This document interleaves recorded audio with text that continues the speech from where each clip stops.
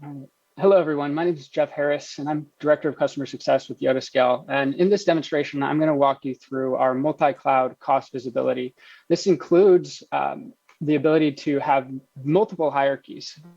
So if we've talked about one hierarchy being able to see cost through a business unit, team, application lens, there's another concept of hierarchy that may be more about your customers. So we could see an environment, whether it's production, development, staging, and then each of your customers listed out. So you can kind of see for a SaaS business, what is the cost per customer? What's my cost of goods sold? Those are just a couple examples. Additionally, we're going to take a look at how we get the visibility into the container layer. And we're also going to look at how we can use visibility to help us budget and forecast. So for this demonstration, we'll be talking about an organization called Green Tech.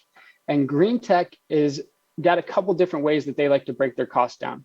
So if we're familiar with the Yotascale hierarchy, we already know that we can look at cost through this concept of a business of multiple layers. And in one lens here, one hierarchy, we're able to see cost by business function, function group, area, and sub area. So as I navigate that over here, I can quickly see all the different values, the different groups within my organization. I can also see how that comes out here in our analytics section, a breakdown of cost at the business unit level, business function level. Now, if I'm a different person and I have a different way of looking at things, maybe I am the platform engineering team and I want to come in and look at cost through a lens that makes more sense to me, I can flip over to our infrastructure-based lens, and now I'm getting a breakdown of costs based on our engineering teams. Going even deeper, we can see the engineering teams, we can see the operation, we can see the type of cost here as well. All of this is completely configurable. There's no one way to look at cost. It really just depends. When we work with customers, we talk to them about what types of questions are you getting asked about cost. And in some circumstances, that requires multiple lenses or multiple hierarchies to really break costs down in the way that you need to answer those questions. With RBAC, we can also assign specific users or groups to a specific lens or even a specific node in a lens. So making sure that our users are able to get into the data that's most relevant to them.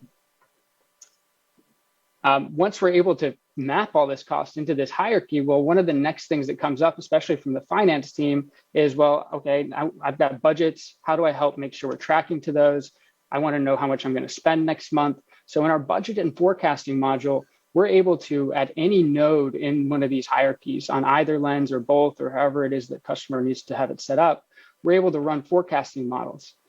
For Yotascale, we're not doing just a linear forecast. We're actually looking at the cost history. We use an open source library called Profit, which we've modified slightly to for some of the cost use cases that we've seen.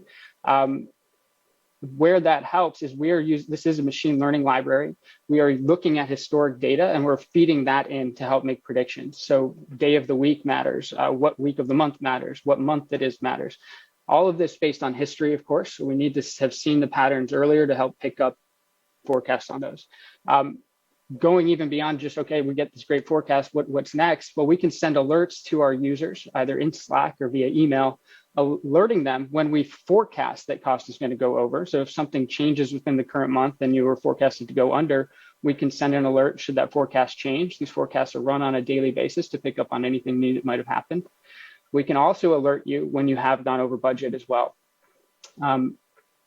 Those alerts don't have to go to a single Slack channel. Each of the nodes within the hierarchy can have its own Slack channel configured so that we can deliver alerts within context to the people who are going to find them relevant.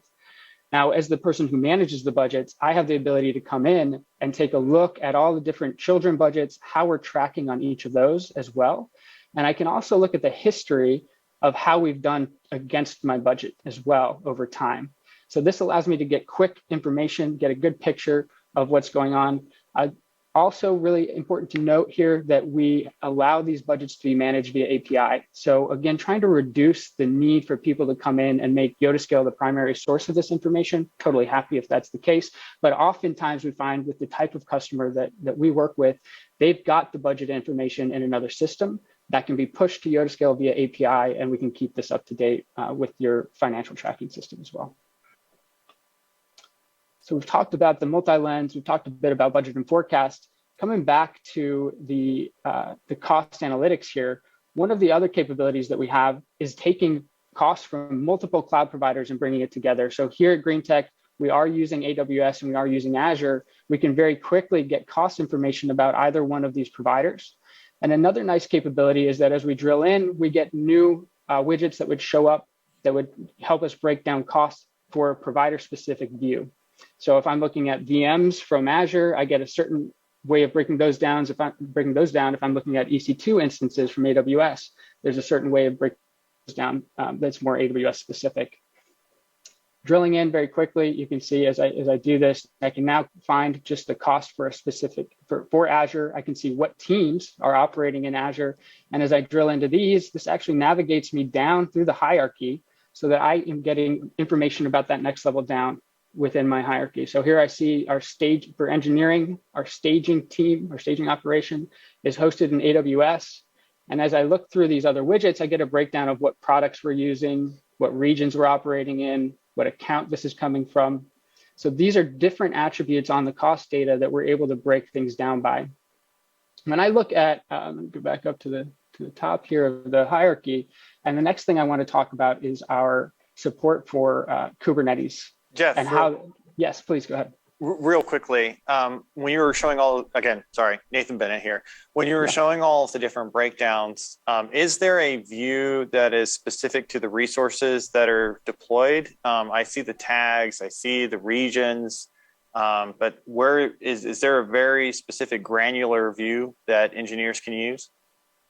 So the question is, can I get down to like the resource ID within these views? Yes, there is another module that is a cost line item that basically it's more of an export capability today and not so much in the UI. But when I come over and I export some of this cost or download it to CSV, I can actually get the resource ID along with the cost for that resource. So what's the data that's backing this? In the UI, we don't have a resource specific view today, but it is something that we're considering. Yeah. Thank you, Jeff. And excuse me, I have another question. Yeah, hi, Enrico. Can I automate the report creation? I mean, every Monday I want, a copy of all of these or part of this to the right people in my organization. Yes, great question. So with our cost analytics, we do have the ability to enable notifications.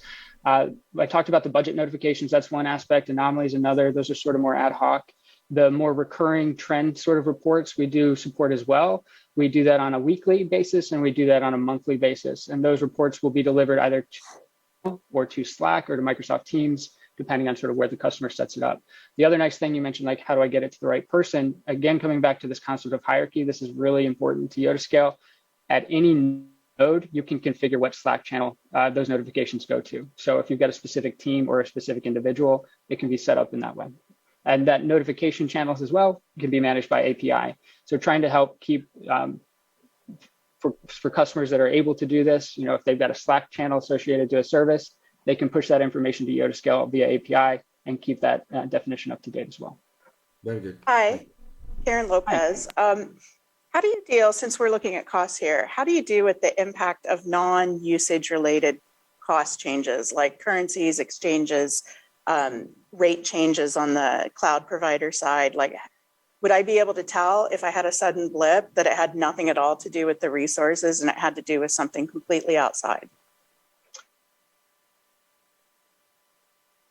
It's a good question. One area that comes to mind in this is like the spot market on AWS side. So we have seen times where your cost has spiked, you're using the same number of resources as you usually do, but now spot prices are much higher. In those cases, the way that our customers get alerted to that is actually via anomaly detection. So we would send an alert saying, hey, your cost pattern has changed, and then look, here's some spot instances that were driving that cost change. We are not at a point today where we specifically go in and say, this was the price you were paying before, and this is the price you're paying now. But it is more of a, hey, something's changed here. It's these spot instances, and you can kind of highlight what that history is. And I'll show that in the demo next. Okay, so if the Canadian dollar kind of gets stronger against the US dollar, I'm not going to know if that's why I had, say, a 20% change in cost. Yeah, so multi-currency is not something that we've implemented at this point. It's right now we look at USD or the reporting, whatever the dollar's value, currency value that's coming in from the cloud billing data today. But they come in multiple currencies. Right. Yes. So it's Okay. if we've got it coming in one currency, then it would be displayed in that currency. Yeah. Okay. And that's the limitation today. Yeah. Okay. Thank you. Yeah. Thank you, Karen. Other questions before I jump into the container cost allocation aspect? Okay, great. So as we talked in one of the previous demos, we saw how we're able to go into that Kubernetes layer. And what we're actually doing is there's an agent running within the cluster. So when I look at the clusters down here, I can see all the different clusters that the Yotascale agent's deployed in. That agent is really phoning home and it's reporting back metrics about the pods. So we look at the pod reservation, we look at the pod utilization, both on memory, on CPU, and GPU. From that information, we're able to proportionally assign cost to a pod based on the actual dollars that you paid for the node that pod was deployed on. So if I am a pod and I've deployed a pod and it's requested 8 virtual CPUs and 8 gigabytes of RAM, then that's how much cost proportionally I'm going to get assigned from that node. Now, the other piece that we do that's extremely valuable to companies we're working with today is we identify from what you've reserved what was utilized and what was not. So in the case here, we actually see a fairly healthy system. We see a good amount of, we expect to have some headroom within the pods so that they are reserving a capacity that they're mostly using. But in some cases where customers have not optimized yet, we see that the not utilized portion is actually much higher than the utilized portion. And in those instances, what's being reported is that your pod is reserving much more capacity than it actually needs. And from there, we're actually able to have those conversations with customers to go in and make changes to their deployment YAMLs so that they're requesting an amount of capacity that's more in line with what the pod is using. This is super helpful because it gets down to the actual application level, the actual service level, right? We are looking at the labels that are on those pods to be able to allocate them back to the hierarchy. With those labels, I can actually see what, it's my Prometheus app label, I can go ahead and see how much of the cost has been reserved, utilized, and reserved not utilized from there. We can also break down the Kubernetes cost by namespace, by deployment, by workload type, right? Is it a pod? Is it a daemon set? What's actually driving that cost?